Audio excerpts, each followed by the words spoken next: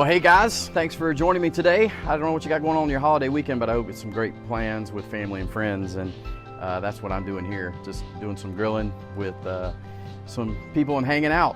And this morning when I was getting ready to come out here, I saw a bumblebee. I think bumblebees are really, really cool. I was watching this bee just kind of hover there, and it made me think about something all the way back in college. If you don't know my background, I went to an engineering school, and in one of our classes one time we were talking about the bumblebee and how, using our laws of aerodynamics, it really shouldn't be able to fly, but obviously it does. And our professor was talking to us about that. And he said, really it's because when we talk about aerodynamics, we're talking about airplanes and things that we've learned using fixed wings and propellers and jets and fans. And when you try to apply that to a bumblebee, obviously it's not using aluminum or metal, or it's not even using lift to try to go across its wings to stay elevated. He said it's using a whole lot of different principles than aerodynamics. Therefore, it flies. It's just something different. And as I was thinking about that, I said, it's kind of like the kingdom of God, isn't it? It's a little bit different. Our understanding is different than what we know. You might want to call it the upside down thinking of the kingdom of God.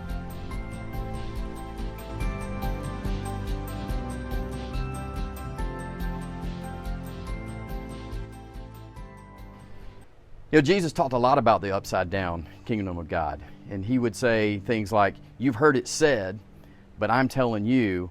In other words, what he was saying is kind of what you think you know, it operates a little bit different. He talked about this upside down way. And one of the things that he talked about that I know I've experienced in my life is Jesus tells us that it's better to give than it is to receive. Doesn't make sense, right? Because we all want to get stuff. I like to get stuff. But if you've ever given something to someone who has a need, or maybe it's to your child who really, really wants something, and you see that expression on their face and you see the joy that it brings them, then you really understand Jesus' principle. It really is better to give than it is to receive.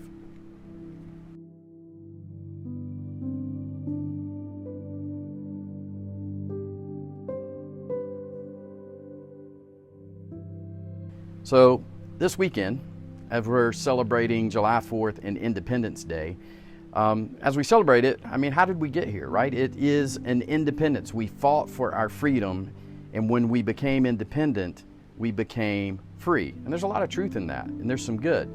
But there's some bad that's come with it too. It's kind of created this fierce independence, at least among Americans. And what Jesus tells us, though, is that we should have a dependence. This goes back to that upside down way of thinking, that in order to find real freedom, in order to find real life, it's not about independence, but it's about dependence.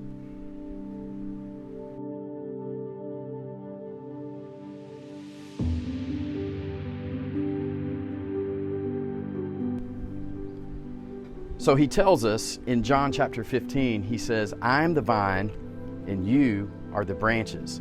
And if anyone will remain in me, they will produce much fruit.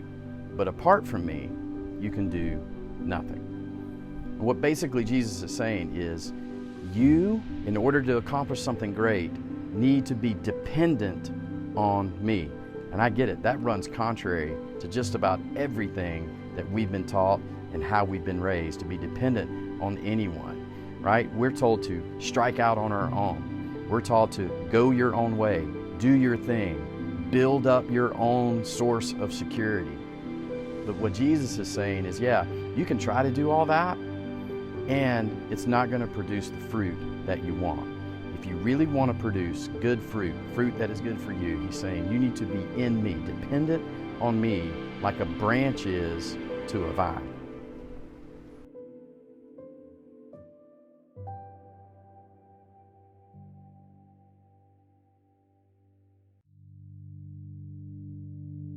And when we are attached to the branch like a vine, then the source of life and strength that we have comes through that vine, right? It's not our own, it's coming through the vine. And it makes us to have a strength that we can't have on our own, right?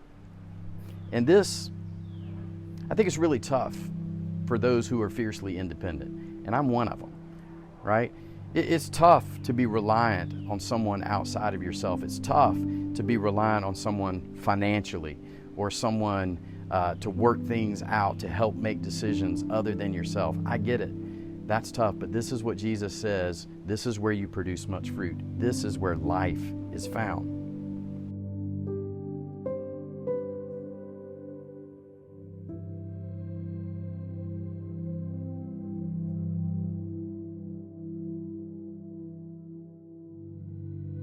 As we celebrate on this day a declaration of independence, here's a challenge I would have for you. How about you make a declaration of dependence? That you would turn and you would say, God, I'm not going to depend on myself. I'm going to depend completely and wholly on you.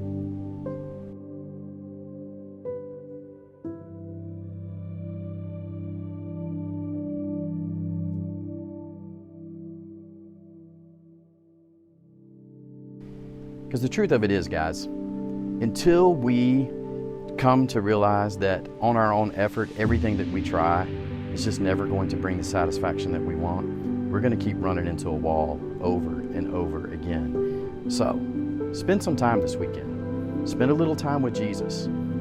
Get to know Him. Declare your dependence on Him.